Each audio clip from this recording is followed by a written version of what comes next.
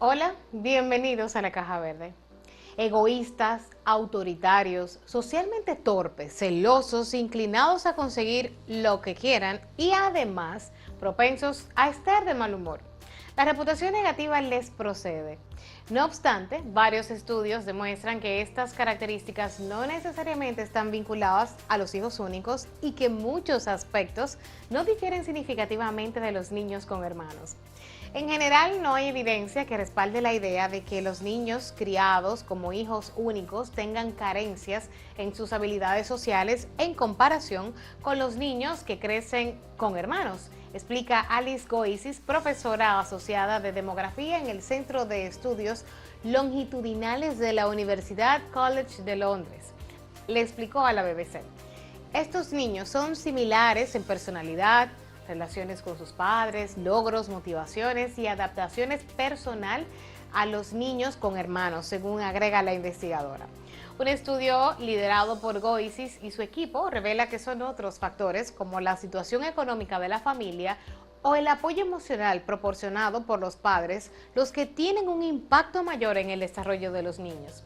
Aunque algunos investigadores muestran diferencias, Goisis señala que las discrepancias se deben al contexto y no ser hijo único per se.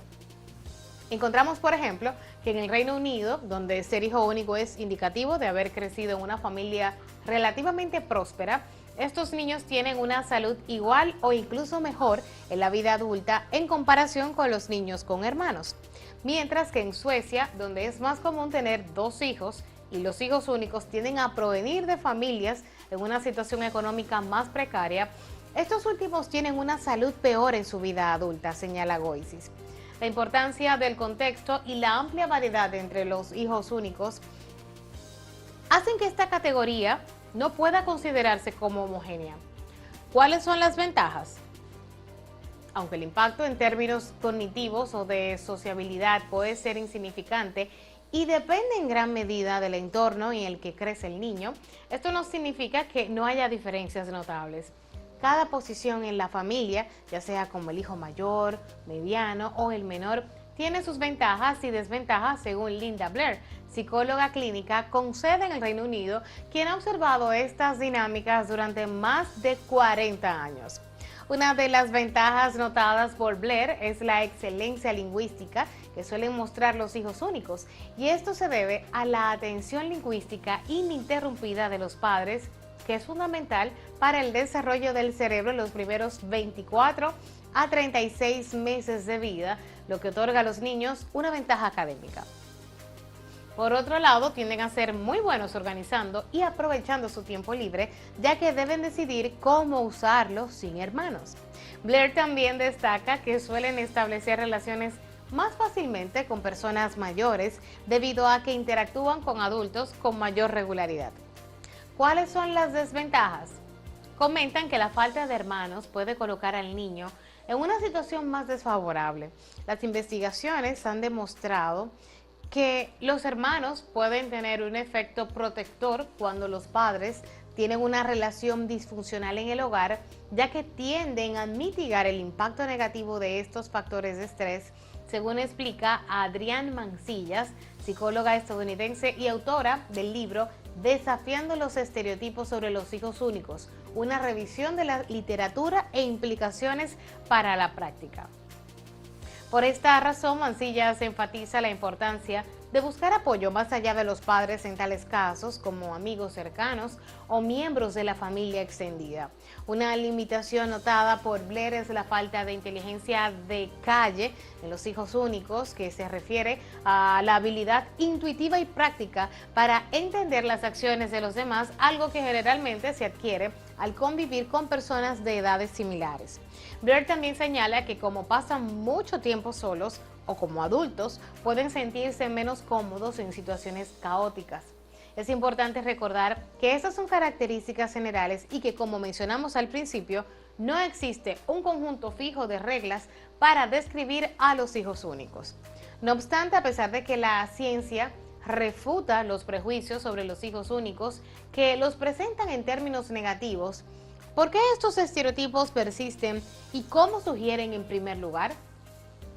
Los estereotipos negativos sobre los hijos únicos se originaron a finales del siglo XVIII y a principios del XIX, cuando la psicología infantil estaba en sus primeras etapas de desarrollo como campo académico. Jean Stanley Hall, un psicólogo estadounidense y pionero en esa área, publicó una serie de textos que describía a los niños sin hermanos con muchas de las características que ahora se les atribuye en la cultura popular. Poco después, otro psicólogo estadounidense, Eugene Bohannon, contribuyó a fortalecer esos estereotipos al argumentar que la atención exclusiva de los padres hacia el hijo único los hacía ser altamente sensibles, menos arriesgados, precoces y desconsiderados. Sin embargo, un psicólogo mucho más influyente que Hall perpetró estos estereotipos negativos sobre los hijos únicos: el austriaco Alfred Adler. Según Adrian Mancillas, Adler fue el primer psicólogo en examinar y escribir en detalle sobre el orden de nacimiento y cómo la estructura familiar afecta el desarrollo de los niños, según explicó a la BBC. En sus escritos sobre sus propios casos de estudio, describió a los hijos únicos, que trató clínicamente de manera extremadamente negativa, y afirmó que no solo eran niños consentidos, sino que los padres que optaban por no tener más hijos estaban causando un daño psicológico a su único hijo, agregó. A pesar de que más tarde se cuestionaron los métodos de investigación de estos psicólogos y sus teorías fueron refutadas por estudios posteriores, estos estereotipos persisten y son difíciles de erradicar. Goicis cree que esto se debe a que la familia típica sigue siendo vista como compuesta por dos hijos, lo que hace que el hijo único sea percibido como algo atípico y por lo tanto diferente y objeto de crítica. Sin embargo, la actitud hacia los hijos únicos está cambiando significativamente debido a la evolución del modelo familiar actual, según Blair. Mientras que en el pasado ser hijo único era una rareza, hoy en día la situación es muy diferente porque cada vez más se está optando por reducir la familia. Nos vamos a una pausa y retornamos en breve.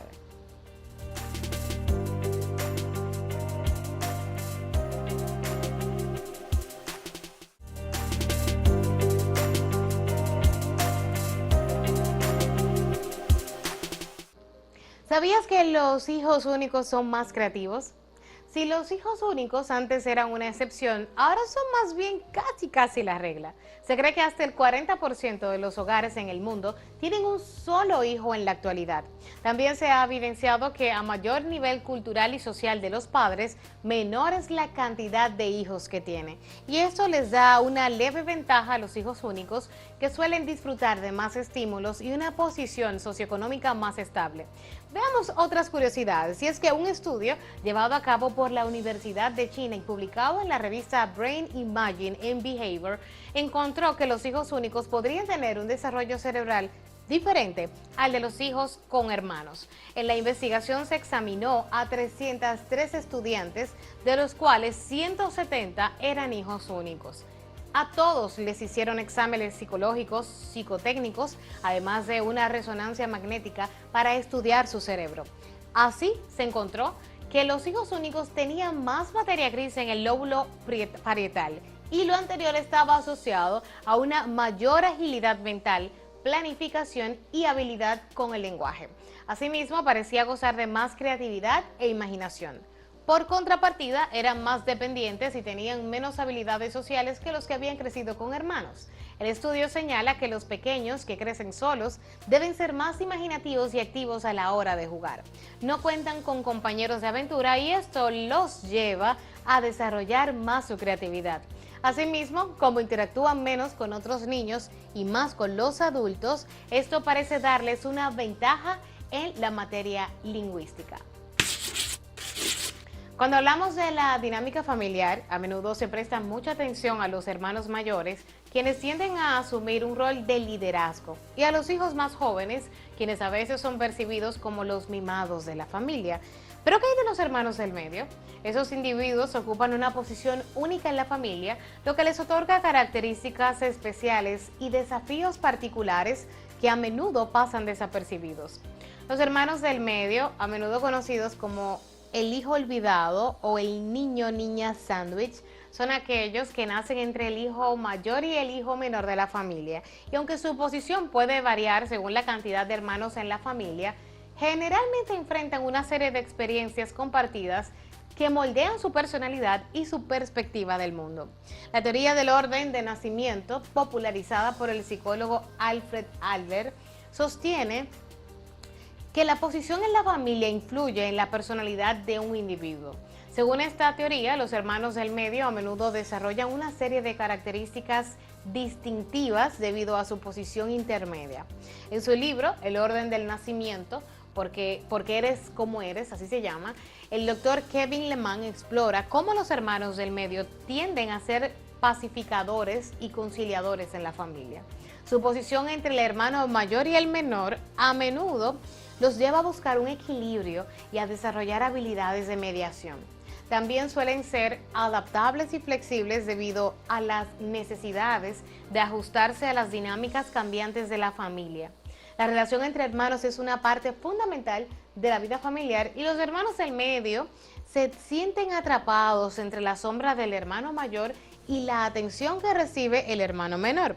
Y en su artículo, Orden de nacimiento y rivalidad entre hermanos, la psicóloga Judith Rich Harris sugiere que esta rivalidad puede ser un factor importante en el desarrollo de la personalidad de los hermanos del medio. Los hermanos del medio a menudo luchan por destacar en la familia y pueden buscar la aprobación de sus padres de maneras distintas a sus hermanos.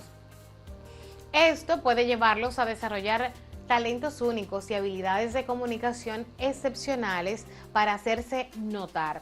Son maestros de la negociación y la resolución de conflictos debido a su posición intermedia y han aprendido a ser flexibles y a considerar las necesidades y deseos de todos los miembros de la familia.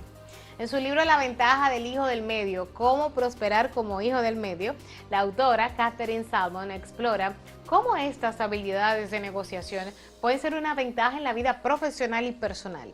También pueden pasar por un proceso de búsqueda de identidad más profundo que sus hermanos mayores o menores.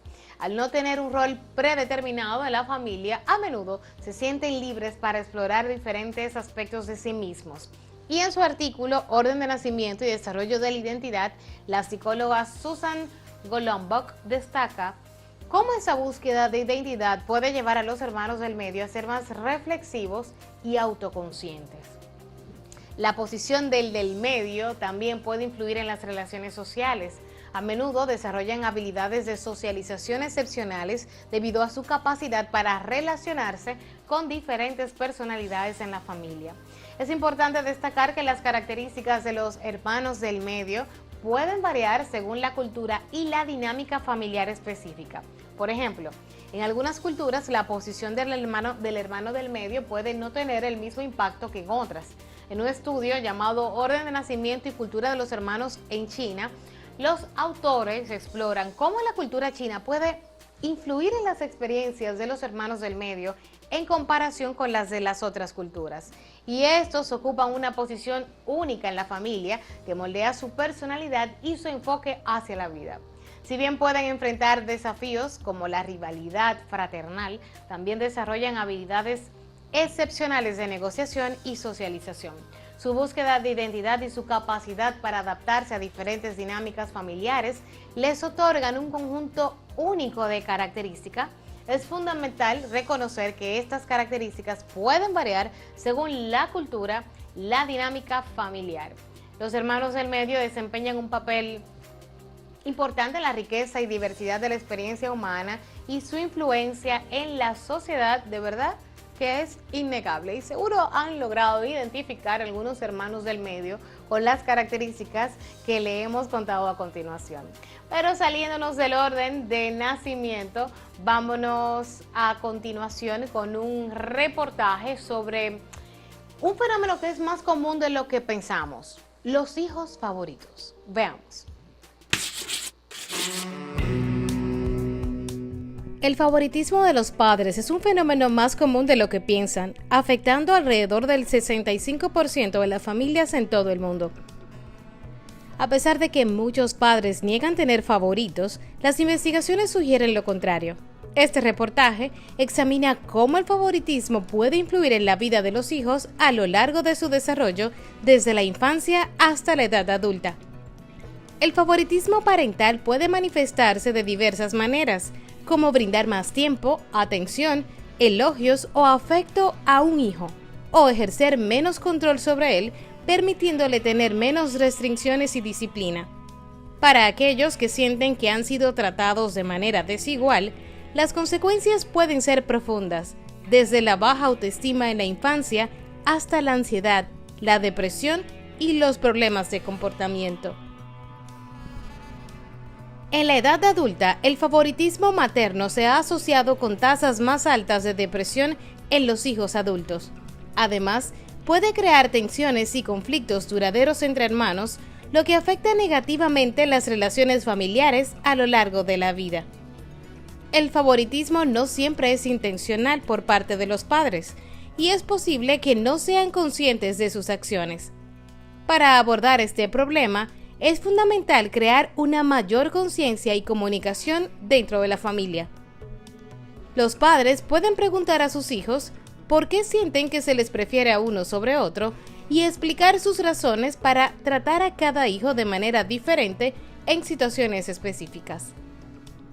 Es un fenómeno común que puede tener un impacto significativo en la vida de los hijos, desde la infancia hasta la edad adulta. Tomar conciencia de sus efectos y comunicarse abiertamente dentro de la familia puede ayudar a mitigar las consecuencias negativas y fortalecer las relaciones familiares a lo largo del tiempo.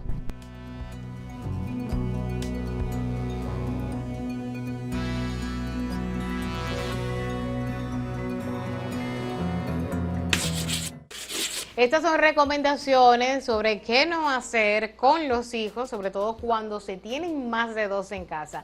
Nos vamos a una pausa y retornamos en breve.